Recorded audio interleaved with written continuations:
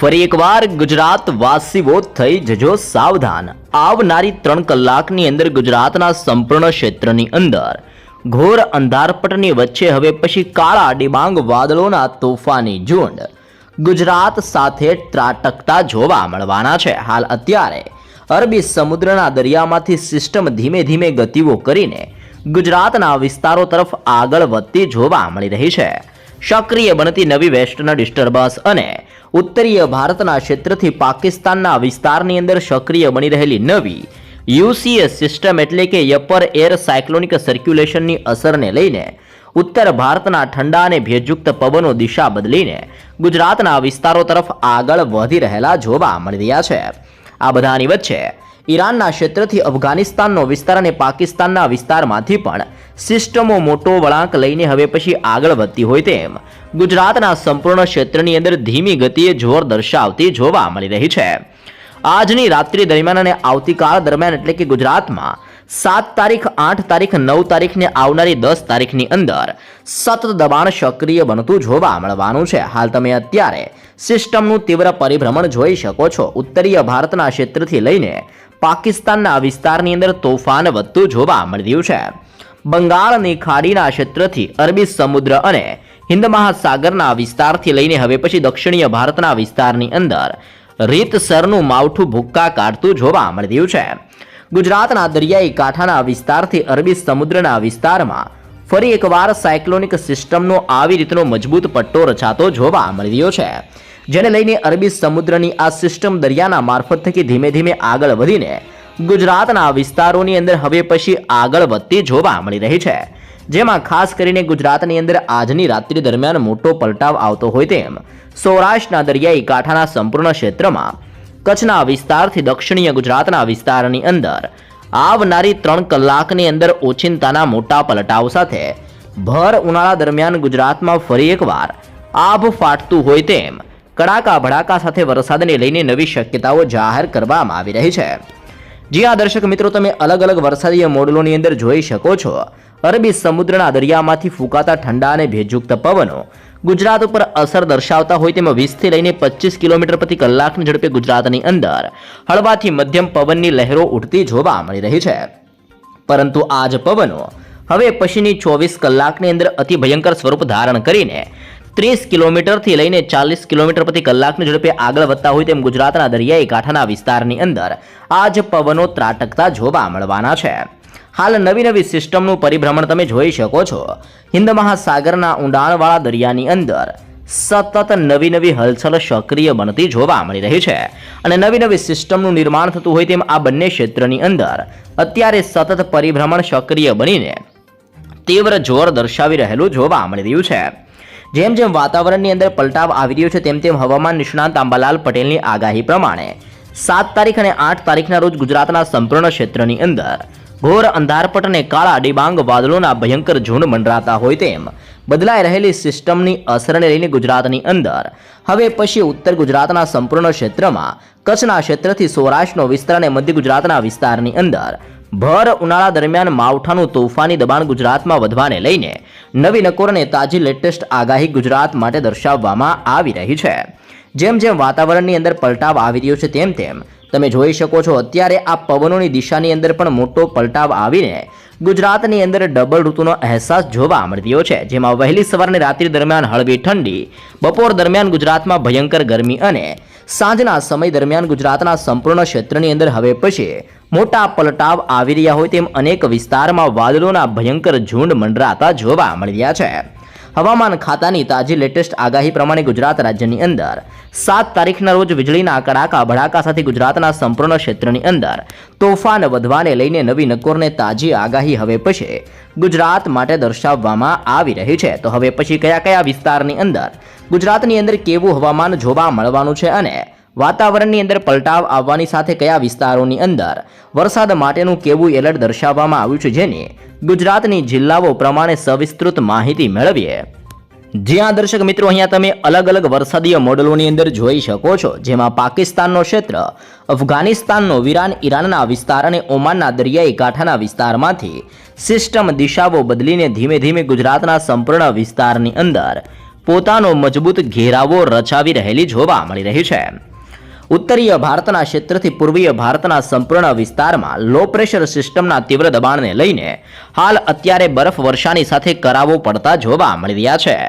પૂર્વીય ભારતના ક્ષેત્રથી દક્ષિણીય ભારતના દરિયાઈ કાંઠાના વિસ્તાર એટલે કે બંગાળની ખાડીના તટીય સંપૂર્ણ ક્ષેત્રની અંદર પણ હાલ ભર ઉનાળા દરમિયાન માવઠું ભૂક્કા કાઢતું હોય તેમ ખાસ કરીને ધાનબડ, ભુવનેશ્વર, વિશાખાપટ્ટનમના ક્ષેત્રની અંદર, હૈદરાબાદના વિસ્તારથી બેંગલુરુ અને મદુરાઈના ક્ષેત્રથી શ્રીલંકાના વિસ્તાર ઉપર હવે પછી સતત જોર વધી રહેલું જોવા મળી રહ્યું છે. અનેક વિસ્તારમાં લો પ્રેશર અને હાઈ પ્રેશરનું દબાણ વધતું જોવા મળી રહ્યું છે. અને અહીંયા પણ તમે જોઈ શકો છો ગુજરાતના દરિયાઈ કાંઠાના નજીકના ક્ષેત્રની અંદર લો પ્રેશર સિસ્ટમ સક્રિય બનીને મોટો વળાંક લઈને આગળ વધતી હોય તેમ ગુજરાતની અંદર હવે પછી કચ્છના વાતાવરણની અંદર આગામી 3 કલાકમાં મોટા પલટાવ સાથે રીતસરનું આબ ફાટતું હોય તેમ કચ્છના તમામ ક્ષેત્રની અંદર વાદળ છવાયા વાતાવરણ સાથે વરસાદનું સંકટ ટોળાતું જોવા મળવાનું છે.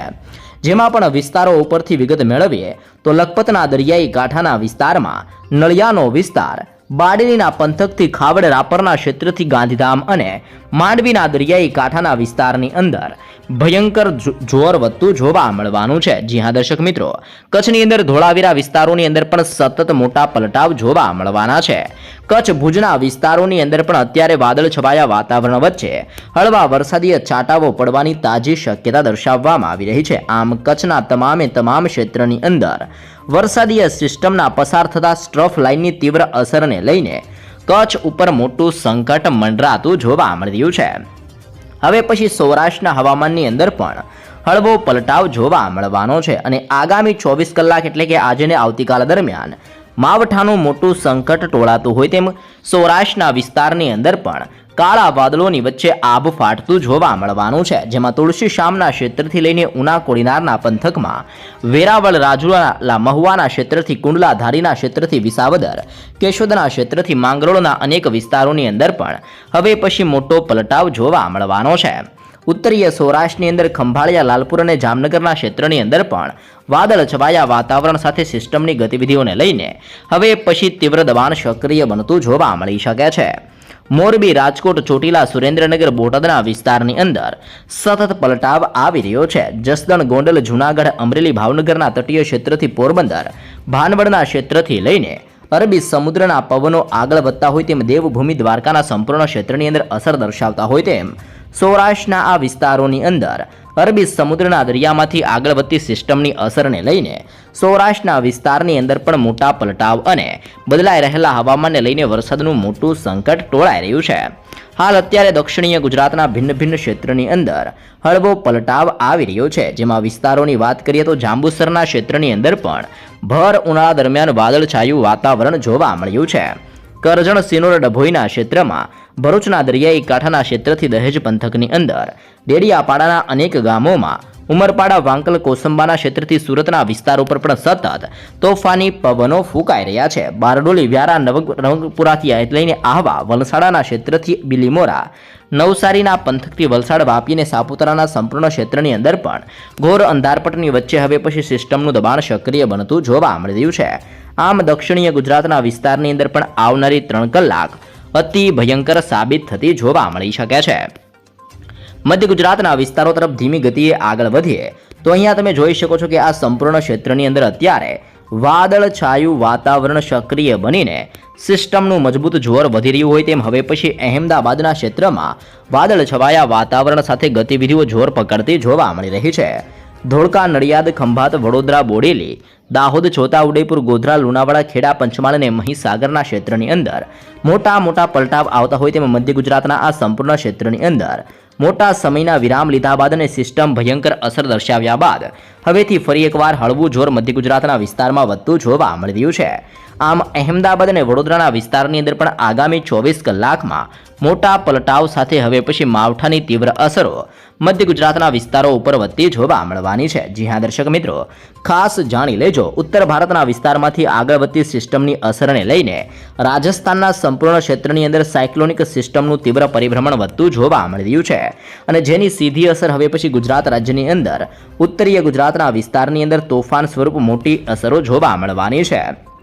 જેમાં ખાસ કરીને ગુજરાતમાં થરાદનો ક્ષેત્ર, પાલનપુરનો વિસ્તાર, ખેડબ્રહ્માના વિસ્તારમાં, હિંમતનગર, મહેસાણા અને રાધનપુરના વિસ્તારની અંદર હવામાનોની અંદર મોટા પલટાવ સાથે માવઠાનું મોટું સંકટ મંડરાતું જોવા મળવાનું છે. આમ ઉત્તર ગુજરાતની અંદર બનાસકાંઠા, સાબરકાંઠા, અરવલ્લી, પાટણ, મહેસાણા અને ગાંધીનગરના સંપૂર્ણ વિસ્તારમાં ભર ઉનાળા દરમિયાન મોટા પલટાવ આવવાની સાથે હવે પછી 7 તારીખ, 8 તારીખ, 9 તારીખ અને 10 તારીખના રોજ પણ ગુજરાતની અંદર ફરી એકવાર ઘોર અંધારપટવાળા વાદળો બંધાવવાની સાથે માવઠું ગુજરાતમાં પોતાની તીવ્ર અસર દર્શાવતું જોવા મળી શકે છે.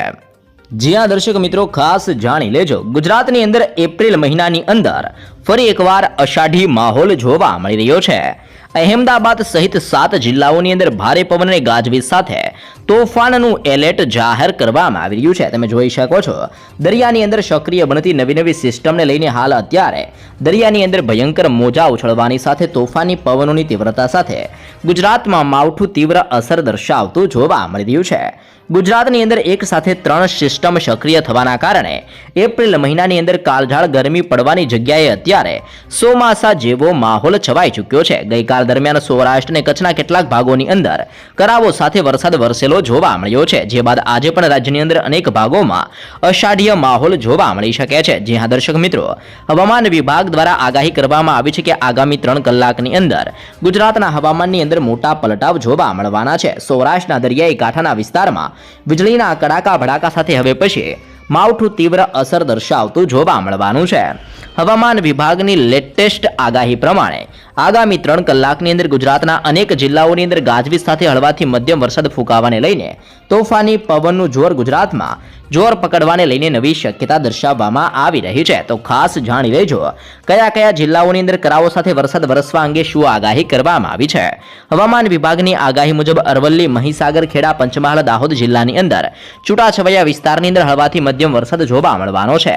5 થી લઈને 15 કિલોમીટર મીમી જેટલો હવે પછી વરસાદ વરસતો જોવા મળવાનો છે. આ ભાગોની અંદર મિની વાવાઝોડા સાથે પવનની ગતિ તીવ્ર બનતી હોય તેમ 41 થી 61 કિમી પ્રતિ કલાકની ઝડપે એટલે કે વરસાદીય ઝાપટાઓની સાથે સાથે હવે પછી અનેક વિસ્તારોની અંદર કરાવો પડવાનું સંકટ ટોળાઈ રહ્યું છે. વીજળી પડવાની પણ અનેક વિસ્તારો માટે સંભાવના દર્શાવવામાં આવી છે. જેમાં 30 થી લઈને 60% જેટલા વિસ્તારની અંદર હવે પછી થંડરસ્ટોર્મ એક્ટિવિટી બનતી જોવા મળી શકે છે. આ ઉપરાંત અહેમદાબાદ અને ગાંધીનગરની અંદર મધ્યમી વરસાદીય ઝાપટાઓ પડવાની શક્યતાઓ દર્શાવવામાં આવી રહી છે.